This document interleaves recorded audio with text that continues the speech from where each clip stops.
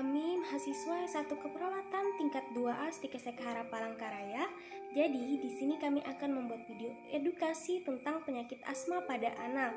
Sebelumnya, perkenalkan kami dari kelompok 9 yang beranggotakan saya sendiri Rahma Febrianti, NIM 2019.C.11A.1023 dan rekan saya. Hai, perkenalkan nama saya Sri Ayuni, NIM 2019C11A1027.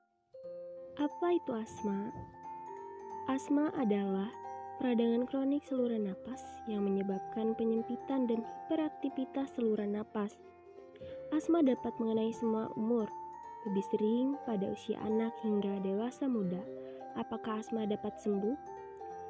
Asma tidak dapat sembuh, namun dapat dikendalikan agar gejala tidak muncul dan dapat hidup normal. Bagaimana gejala asma? Gejala asma dapat berupa batuk, napas berbunyi, sesak napas. Apa saja faktor pencetus asma?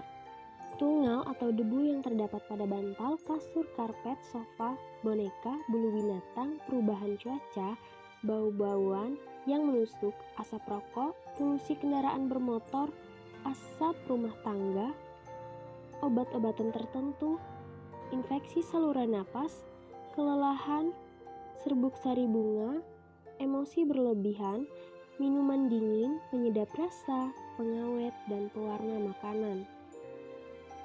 Cara mencegah dan mengendalikan asma. Hindari penggunaan kasur dan bantal kapuk, gunakan kasur dan bantal sintetis.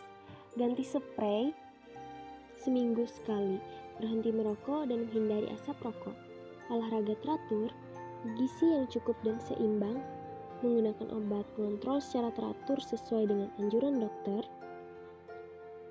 jaga kebersihan perawatan rumah, usahakan tidak memakai karpet dalam rumah atau kamar tidur, hindari penggunaan kipas angin karena bisa menerbangkan debu. Bila menggunakan AC, bersihkan filter secara rutin.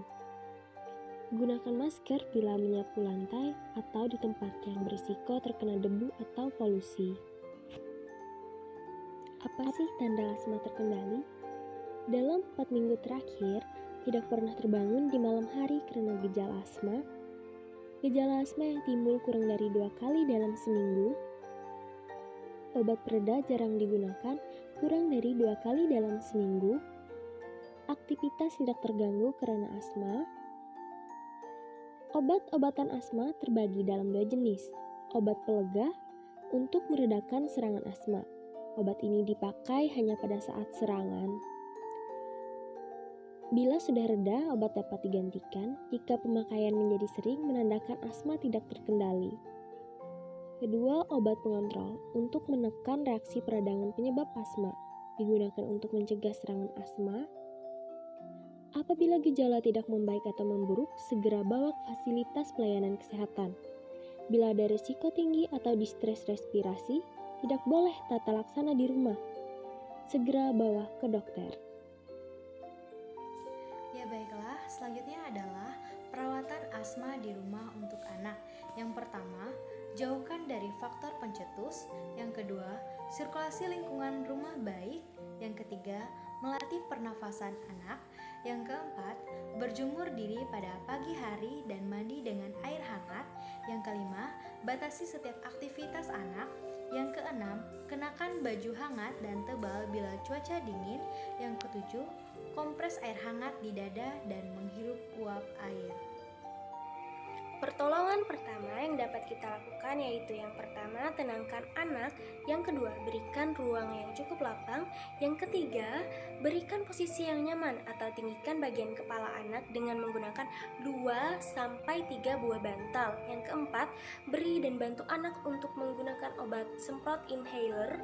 Yang kelima, cobalah untuk mengajak anak bernapas secara perlahan-lahan dan dalam. Yang keenam, usahakan untuk memberikan ventilasi udara yang baik. Yang ketujuh, jika setelah 3 menit tidak ada perubahan, cobalah untuk memberikan obat inhaler kembali. Dan yang kedelapan, jika obat inhaler tidak memberikan pengaruh atau bertambah parah, setelah 5 menit, cobalah untuk memberikan obat semprot setiap 5-10 kali sambil membawa anak ke dokter untuk mendapatkan penanganan medik.